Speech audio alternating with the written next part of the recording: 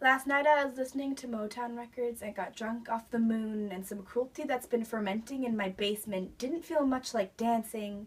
So I lay on my back in the middle of the road, asking myself why I kept coming back in the middle of the night, to wondering why women kept each other back instead of pushing from the middle. Because if I look back, it's you who taught me to constantly judge and belittle, who told me to be a little less curvy around my middle, who scolded me for climbing trees and dresses and making up stories where the princess slays the dragon herself, and her best friend in shining armor rides up on a double bike to cycle her away. It was you who tried to make me believe that diversity was a bad word, and that being alone was the same as not being anything at all, and that it would get me into trouble. But it's trouble that's gotten into us. As if it's not enough that there are men trying to keep us in a cage, now we are becoming each other's key holders, going bitter with age, enraged at the thought of anyone flying away. I guess I'm just confused why being myself has made you so afraid, because I'm 19 and I still sleep in my underwear with a teddy bear and enjoy a glass of milk before bed, and I don't understand what about that is so scary to you. So intent on degrading me too. Didn't I just see you at that party last weekend? You were the one who spat the word slut into my lap after I kissed 2 different friends on the mouth. Or maybe I went a little further south, but I never thought loving bodies would make you objectify mine. And I heard you blamed it on the wine when your brother dislocated his girlfriend's shoulder at the grocery store, but we both know it wasn't the first time, and it won't be the last. I have seen her disappear when standing next to him. That is how small he makes her. The way he holds her neck makes me shiver, and when he lets go for a moment, she quivers like a cello string, praying for a break before the bow returns to rubber raw, hoping she'll break so she can stop acting the instrument, and he won't be able to make her sing anymore.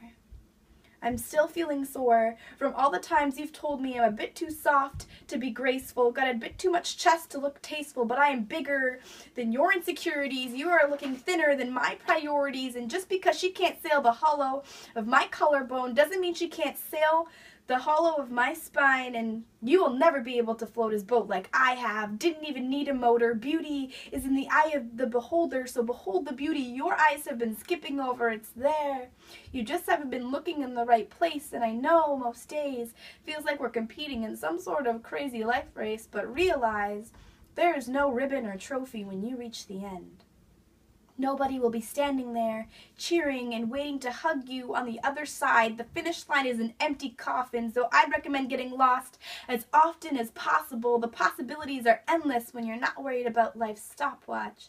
Ladies, you are making my bones ache, and I am barely old enough to legally order a drink. It's no wonder there are so many alcoholics, considering you can't drown that much self-hatred with just water. You need something stronger. My list of tribulations is getting longer, and I've yet to find a concealer that will cover up these scars, or the perfect outfit that upon sight will simultaneously communicate that I am an attractive, funny, confident, and charismatic girl, but also that I am non-threatening, humble, empathetic, and subservient. I don't want us to fear our reflection, to dread another's reaction, to tremble at the sight of a mirror, or cower in front of a camera any longer.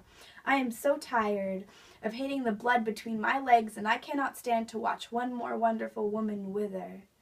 I'm only 19.